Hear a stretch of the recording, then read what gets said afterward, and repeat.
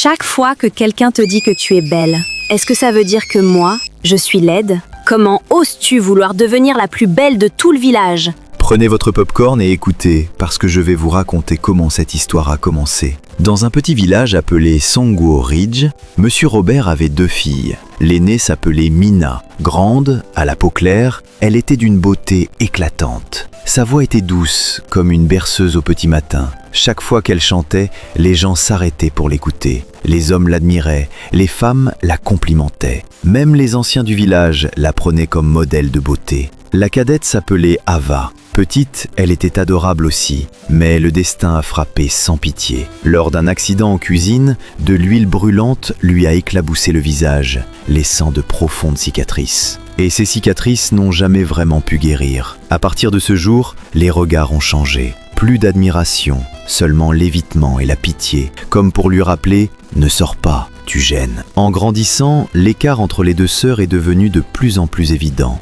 Mina gagnait en assurance, mais cette assurance s'est peu à peu transformée en arrogance. Où qu'elle aille, quelqu'un lui rappelait toujours à quel point elle était belle. Les hommes lui offraient des cadeaux, des vêtements, des bijoux, de la nourriture, juste pour obtenir un sourire. Mina savourait cette attention. Elle s'est mise à croire que la beauté était tout. Ava, elle, est devenue une ombre dans la maison.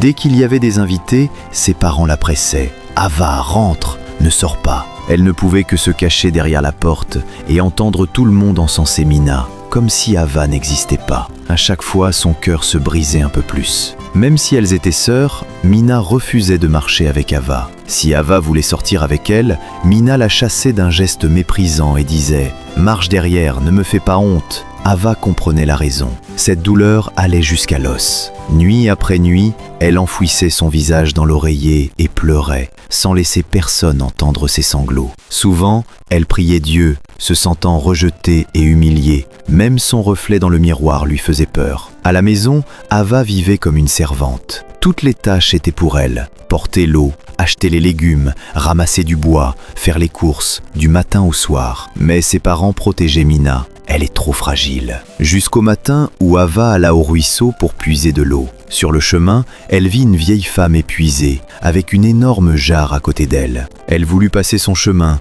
puis son cœur se resserra, et elle revint. « Madame, je vais vous aider ». Elle cacha son seau derrière un arbre, souleva la lourde jarre et accompagna la vieille femme dans la forêt, jusqu'à une cabane isolée. Soudain, la vieille femme dit d'une voix grave « Enfant, tu as bon cœur. Beaucoup sont passés, mais toi seul es revenu. » Elle lui tendit un petit pot de crème. « Si tu veux sortir, applique-la. Elle cachera tes cicatrices et te rendra belle. Et si, pendant que tu la portes, un homme tombe amoureux de toi sincèrement, il te chérira pour toujours. » Ava eut peur, et en même temps, elle espéra. De retour à la maison, elle cacha la crème dans une fente du plafond et décida de ne pas y toucher tout de suite. Quelques jours plus tard, un homme riche et séduisant vint demander Mina en mariage. La cour se remplit de cadeaux et l'agitation était à son comble. Ava revint du marché et dès que Mina la vit, elle explosa. « Toi, la fille laide, tu viens gâcher ma journée ?» Tout le monde éclata de rire. Les larmes montèrent instantanément aux yeux d'Ava.